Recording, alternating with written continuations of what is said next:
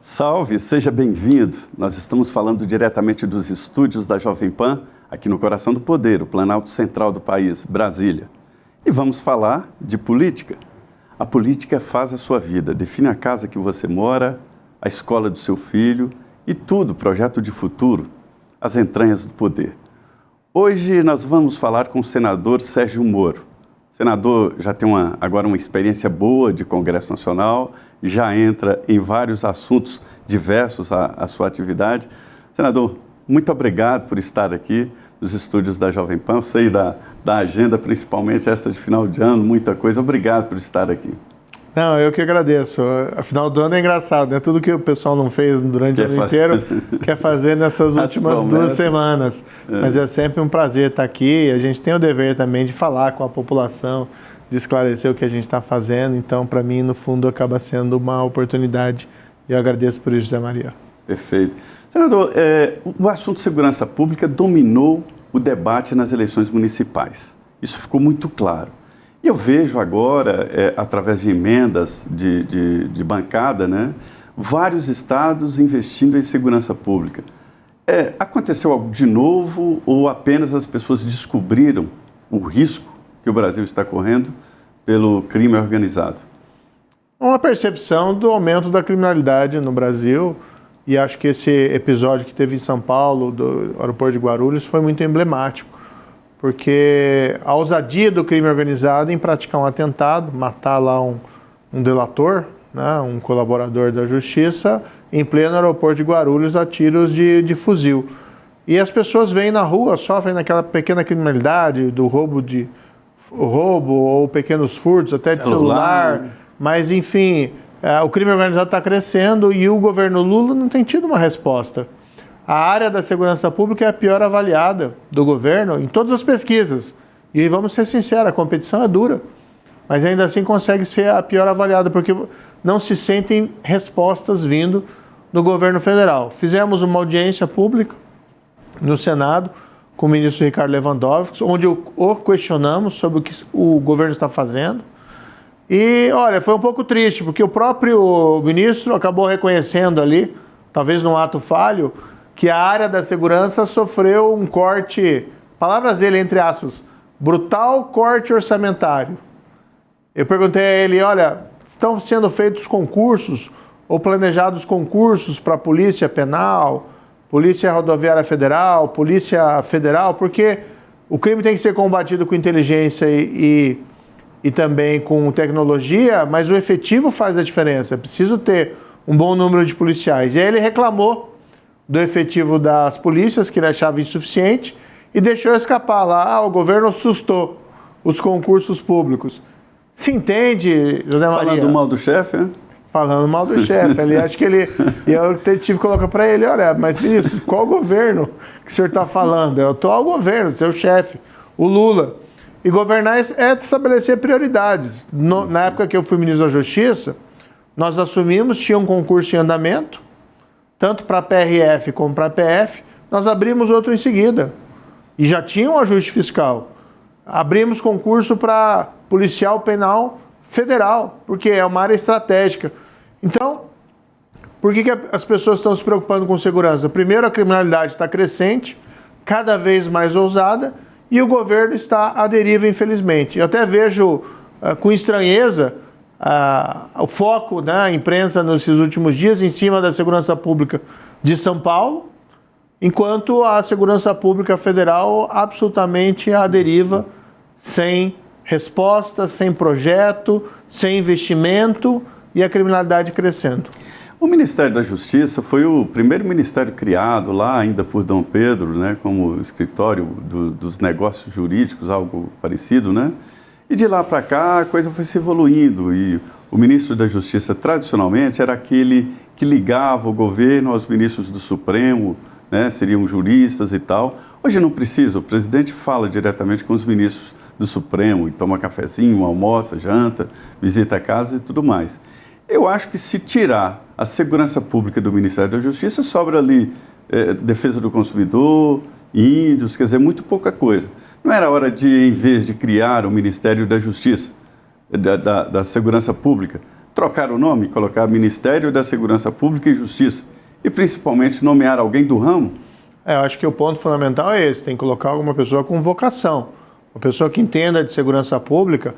Veja, na minha época, embora eu fosse juiz, né, no meu currículo, 22 anos de juiz... Isso era da área de segurança, né? Sim, eu trabalhei muito com processo criminal, com processo, Lava Jato, corrupção, mas tive processo Fernandinho Beiramar, fui juiz corregedor de presídio federal, e a gente estabeleceu uma prioridade, que era a segurança pública. A gente foi para cima do crime organizado, isolou as lideranças do PCC, revitalizamos lá a própria Polícia Federal, a Rodoviária Federal com esses concursos, mas também trabalhamos com afinco, né? Tínhamos projetos, por exemplo, coisas simples às vezes, mas que refletem a filosofia que era do Ministério. Nós criamos aquela página dos mais procurados. Como é que o Ministério da Justiça não tinha uma página de mais procurados, de criminosos mais procurados no país, como tem lá os Estados Unidos, como tem todos os países europeus, e aqui nós não tínhamos. E veja só, Zé Maria, esse governo logo no começo acabou com essa página, cortou essa página, foi uma das primeiras coisas que ele fez. Então precisa ter gente vocacionada. Eu sou contra a separação de justiça e segurança, esse tema apareceu na minha época, ele é recorrente, mas é importante colocar um ministro da Justiça e Segurança Pública que entenda do assunto e que queira fazer esse trabalho. Não me parece, né, com todo o respeito ao ministro Ricardo Lewandowski, que esse é o caso. Tanto que na audiência pública ele pareceu perdido nesses vários temas. Quais são os projetos do governo? Qual é o foco? Não tem um projeto de lei encaminhado pelo governo Lula para tratar de segurança pública, para endurecer o combate à criminalidade organizada, ou à corrupção, ou à criminalidade comum. É sempre o contrário. O Lula lá vetou o projeto de lei, né, que eliminava as saídas temporárias. O governo age no Congresso Nacional contra medidas de prevenção à corrupção, como foi a lei das estatais, age contra a exigência do exame criminológico para progressão de pena dos criminosos, ou seja... Isso é fundamental, né, senador? O exame criminológico é fundamental, né? Se colocar Eu defendo até para depois do cumprimento da pena, se o condenado continuar com laudo de perigoso, ele deve ter uma maneira de retê-lo, né? Veja que interessante, né? A gente, quando eu fui ministro da Justiça, a gente encaminhou aquele projeto de lei anticrime e a gente não conseguiu aprovar de todo, que foi uma pena, seria uma revolução no combate à criminalidade, mas ainda assim algumas coisas boas foram aprovadas. Uma delas, que a meu ver é essencial, é a regra, olha, se houver indicativos de que o preso continua ligado à facção criminosa, ele não progride em regime. Porque qual que é a ideia da progressão de regime? O indivíduo tem o desejo de se reabilitar e por isso ele vai do regime fechado para o semiaberto. Uma adaptação, né? Exatamente. Agora, se ele está faccionado, se ele é membro do PCC, se ele é membro do Comando Vermelho, por que eu vou colocar ele num regime mais próximo à liberdade? Para ele cometer novos crimes? Recentemente a gente teve uma notícia aqui, do juiz de Brasília, deu semiaberto para a segunda maior liderança do PCC, que é o Fuminho, Gilberto Aparecido da Silva. No meu governo, ele foi preso lá em Moçambique, numa grande operação da Polícia Federal. Trouxemos ele, mandamos um jato da FAB para trazer. Ele tinha ficado 20 anos foragido e era considerado segundo o PCC. E agora um juiz concedeu deu uma decisão, colocando ele no semiaberto e mandando ele de fora, sair do presídio federal para um presídio normal. Aí o juiz lá do presídio normal recusou, e aí virou um imbróglio jurídico. Mas como é que você vai conceder semiaberto para alguém que é uma liderança do PCC? Não faz sentido nenhum. Agora o governo federal contra o exame criminológico. É um absurdo. Senador, é muito debate nessa área de segurança pública e é uma interiorização. A Associação dos Municípios me mostrou dados de que cidades ali de 20 mil habitantes já estão dominadas. Nós temos que... O que funciona? Né? Nós temos que acabar com a impunidade e nós temos que ser rigorosos com a criminalidade organizada.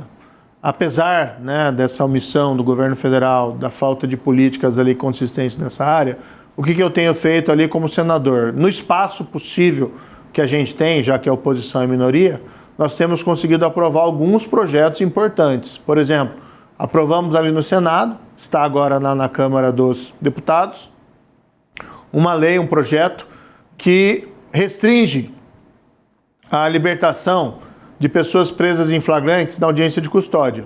Então, o indivíduo é preso em flagrante, é levado na audiência de custódia, o juiz decide se ele fica preso ou se solta. Até aí tudo bem.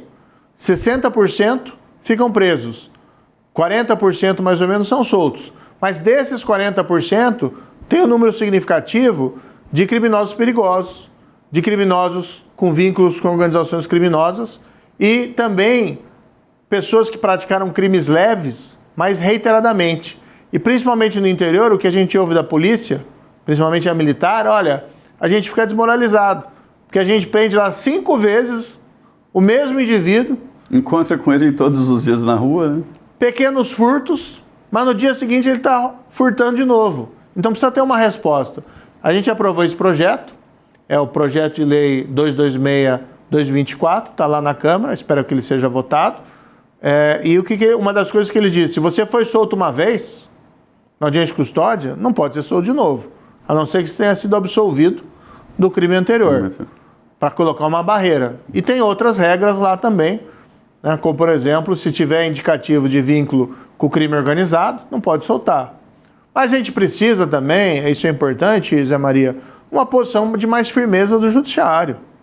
Esses tempos também foi amplamente noticiado. Juiz aí do STJ, ministro do STJ, tudo bem, respeitamos as decisões judiciais, cada cabeça do juiz é uma coisa.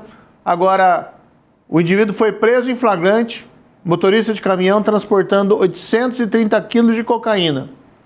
Ele é preso, o juiz de primeira instância manda soltar, o TJ manda ele ficar preso, vem para o STJ e o ministro diz que ele não tem antecedentes, não tem indicativo de vínculo com crime organizado, e então resolve soltar. Só que cá entre nós, você acha que uma organização criminosa vai colocar 850 quilos de cocaína nas mãos de um motorista desconhecido, de alguém que eles não têm plena confiança, de um integrante da organização criminosa? Então tem que ter um pouco menos de ingenuidade e ter firmeza, porque senão a gente vê essa escalada do crime e quem fica com medo, quem é prejudicado é o cidadão, que vê as ruas sendo dominadas pelas drogas, que vê os furtos recorrentes, que vê latrocínios, que vê assassinatos. Precisa ter firmeza. Firmeza que deveria vir, primeiro, do governo federal. O senhor até falou sobre a ação do governo federal no combate à violência e há controvérsias, como se diz, né? Um debate sobre a ação do governo federal na segurança pública, né? O governo diz que é limitado nisso aí, até apresentou uma proposta de emenda à Constituição aos governadores ali, numa tentativa de criar uma Guarda Nacional e fazer uma centralização de dados. Você acha que a Constituição atual permite que o governo federal faça uma ação mais firme sobre segurança? Certamente. Eu, quando fui ministro da Justiça, a gente assumia a responsabilidade. A gente foi para cima do crime organizado. Eu achei super inteligente a ideia de restrição de dinheiro. Sim. Eu acho uma ideia muito boa. Uma das leis que a gente aprovou no projeto de anticrime, e está até hoje, é o chamado confisco alargado. Né? Para criminosos profissionais habituais, todo o patrimônio do condenado fica sujeito ao confisco, mais ou menos como se houvesse se você é um criminoso profissional, a gente presume que o teu patrimônio provém do crime. Isso. Você pode provar o contrário. E no fundo é uma inspiração na lei portuguesa e numa lei britânica chamada Proceeds of Crime Act de 2002. Isso passou pelo judiciário já? Tem questionamento de constitucionalidade, mas está em vigor, tanto no Código Penal como na lei antidrogas.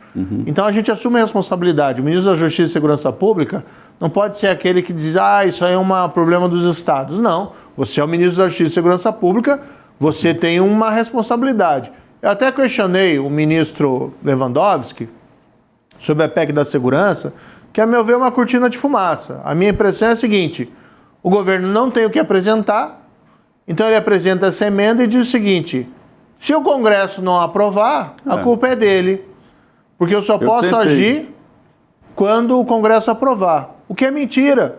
Uma das coisas que eu perguntei ao ministro Lewandowski é, um dos pontos centrais da PEC, segundo o governo, é permitir que a Polícia Federal haja contra o crime organizado.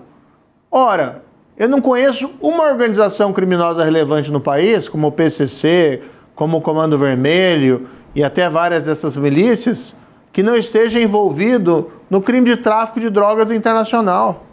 E o crime de tráfico internacional de drogas é de competência da Justiça Federal e, portanto, de atribuição da Polícia Federal. Então, é só utilizar esse crime para ir para cima do crime organizado, das organizações criminosas. Então, eles querem ali fazer uma construção, a coordenação de inteligência e tal. Não.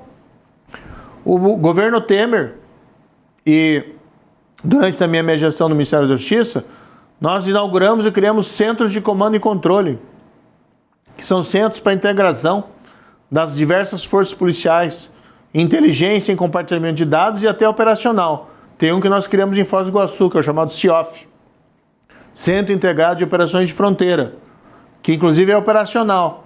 Tem gente da Polícia Federal, Rodoviária Federal, dos militares, da BIM, tudo para compartilhar informações e trabalhar em conjunto. Então pode ser feito isso. Agora, tem que começar a trabalhar. Acho que falta para esse governo Lula, né? Vamos ser sinceros, Zé Maria, falta trabalhar, colocar a mão, suar, né? Fazer projetos concretos e não ficar nessa conversinha. Né? E o ministro não conseguiu esclarecer por que era necessária a PEC da Segurança Pública. Pois é, senador, o senhor trabalhou muito na área de corrupção, o senhor citou agora há pouco, né, o combate à corrupção, que houve uma tentativa ali. Na verdade, a política ganhou, né, e houve mudanças de lei, como abuso de poder e vários afrouxamentos. A política ganhou da investigação. A corrupção ainda é um mal que provoca danos ao país? Bem, primeiro você tem o desvio dos recursos públicos, que não são pequenos. É o dinheiro mas que depois falta, tem as consequências disso, né? É o dinheiro que falta na saúde, na educação, nas obras públicas. Mas eu creio que talvez o efeito principal, pior, seja o subproduto do capitalismo de compadrio. Que as empresas, ao invés de investir em inovação, em tecnologia, para poder progredir, né, crescer, elas acabam investindo em ficar mais próximas do governo e obter favores.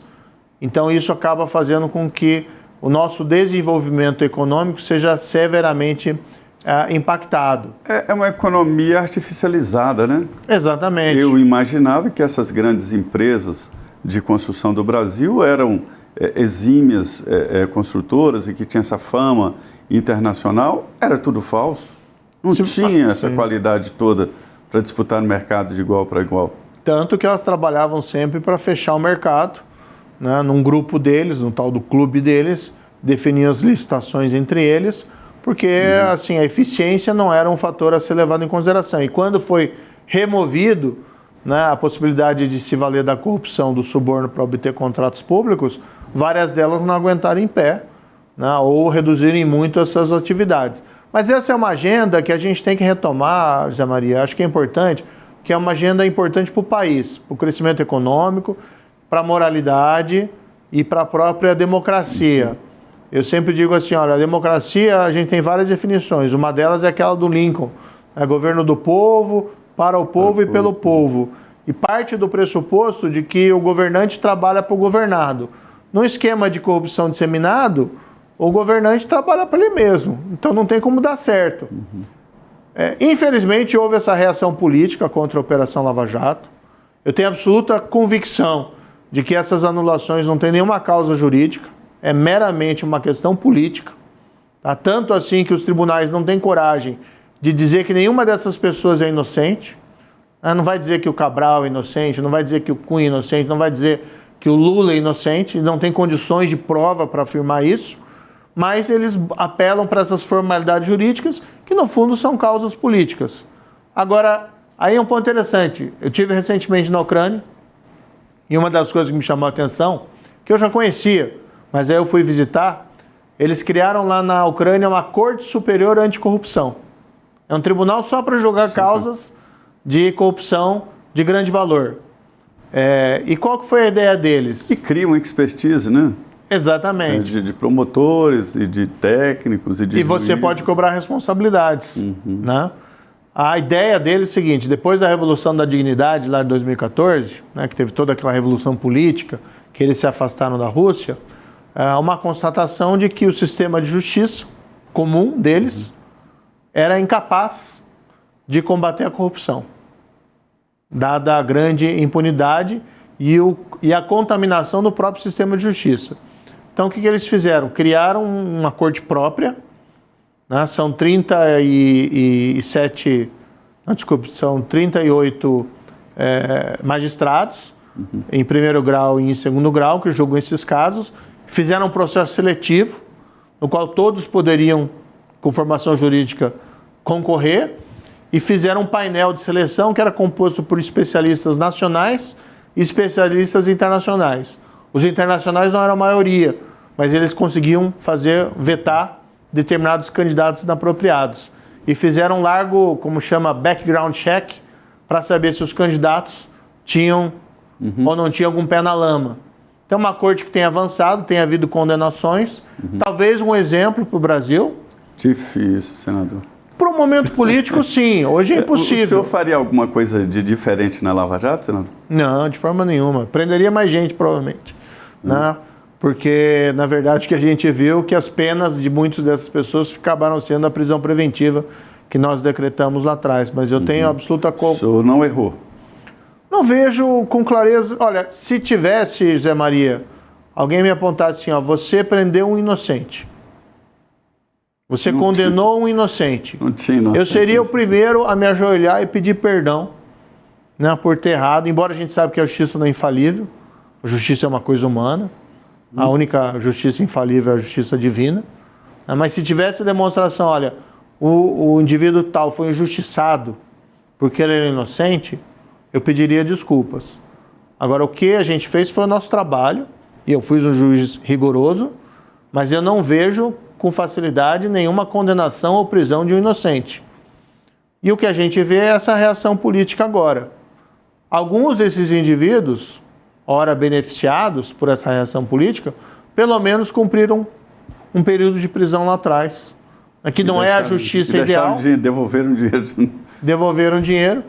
Não é a justiça ideal, mas pelo menos é alguma justiça. Então eu não me arrependo ali do que aconteceu na Operação Lava Jato, apesar toda essa tentativa de desconstrução, né, que existe hoje, e é normal dentro de um governo Lula, já que você tem um presidente que foi condenado e depois anulado a condenação, e você tem que de alguma forma ter uma narrativa.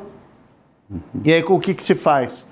Ao invés de... se anula os processos, e aí, ao invés de quem anula assumir a responsabilidade pela impunidade, ele tenta transferir para os juízes que proferiram as condenações. Eles erraram, era um projeto político, tudo na tentativa de afastar a sua própria responsabilidade pela impunidade com essa cortina de fumaça. Perfeito, uma conversa boa aqui com o senador Sérgio Moro, com a sua vasta experiência na área de segurança pública, agora no Senado Federal. Senador, muito obrigado por ter vindo aqui aos estúdios da Jovem Pan.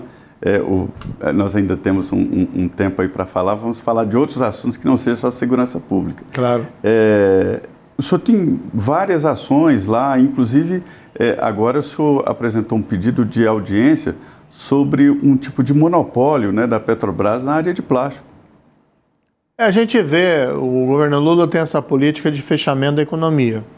Os países que prosperaram no mundo se inseriram nas cadeias produtivas internacionais. O caso muito claro lá da Coreia do Sul, que era um país que há 50 anos atrás era menos desenvolvido que o nosso e hoje está muito à frente em termos de renda per capita e de riqueza da população. A própria China apostou num capitalismo com suas nuances próprias e a abertura para o mundo, inclusive recebendo grandes investimentos. No Brasil, do governo Lula, a ordem é fechar o mercado.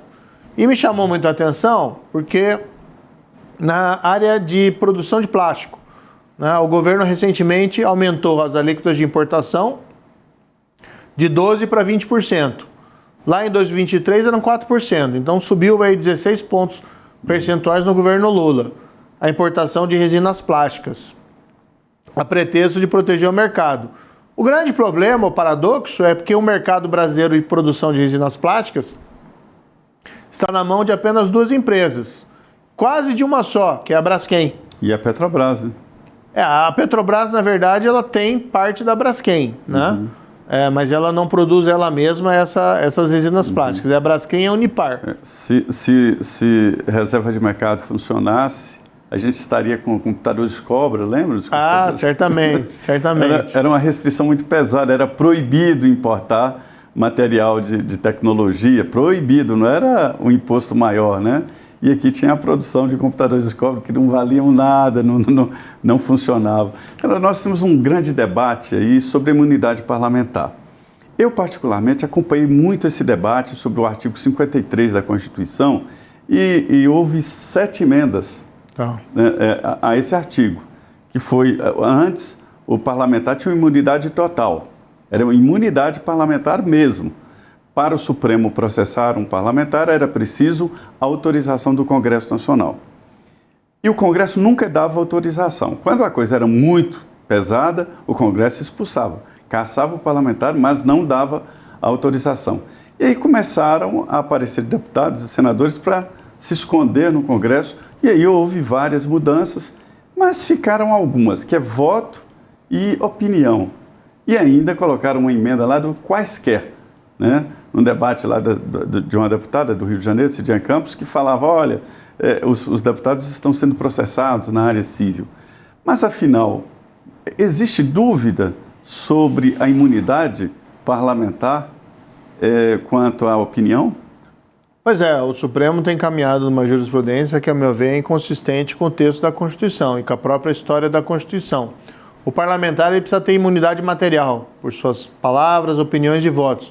No fundo, é uma construção, uma conquista histórica da democracia que remonta lá à Revolução Gloriosa, né, da Inglaterra, evolução do século XVII, do século XVIII, e cada vez foi se criando essa ideia de que o parlamentar ele tem que ter liberdade para falar o que ele bem entender da tribuna. Não é um direito individual do parlamentar, né? É um direito coletivo a imunidade. Exatamente, até porque o parlamentar ele fala, ele é um representante da população. Então, se ele não tiver a liberdade de debate, e o debate público pode ser veemente, o debate público pode exigir... Você acha que essa imunidade pode ir além da opinião?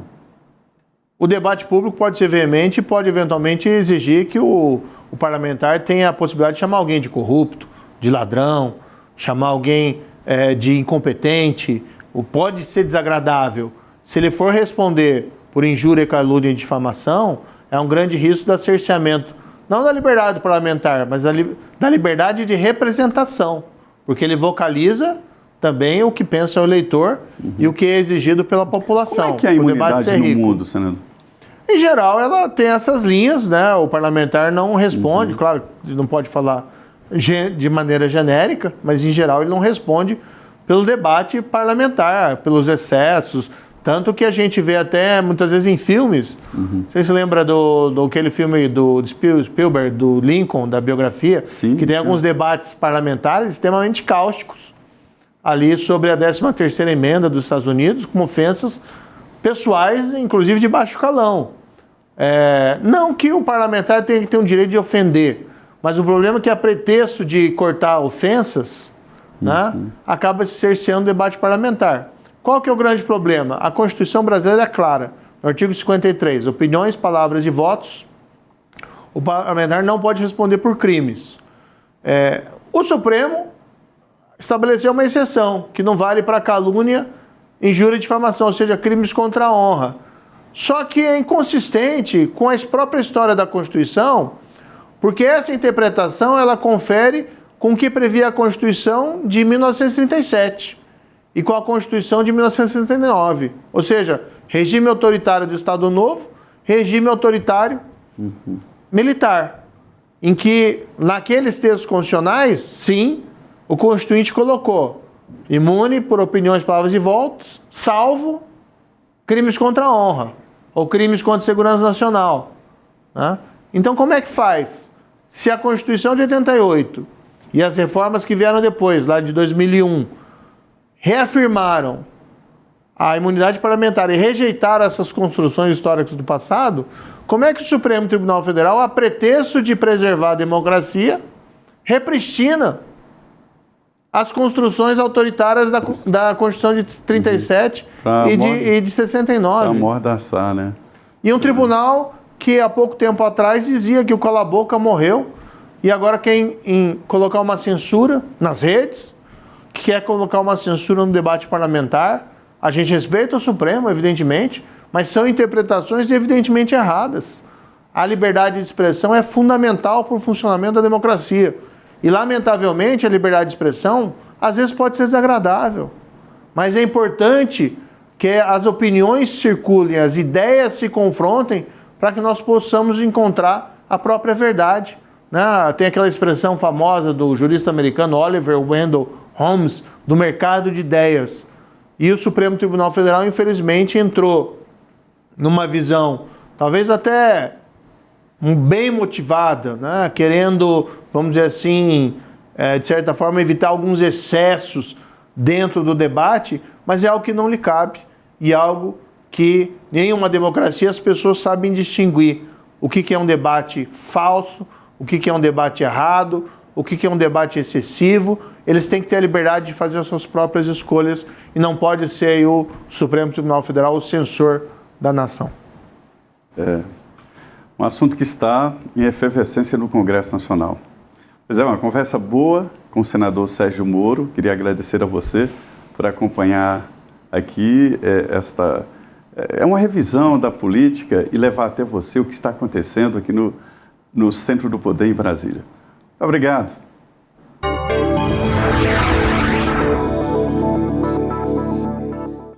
A opinião dos nossos comentaristas não reflete necessariamente a opinião do Grupo Jovem Pan de Comunicação. Realização Jovem Pan News.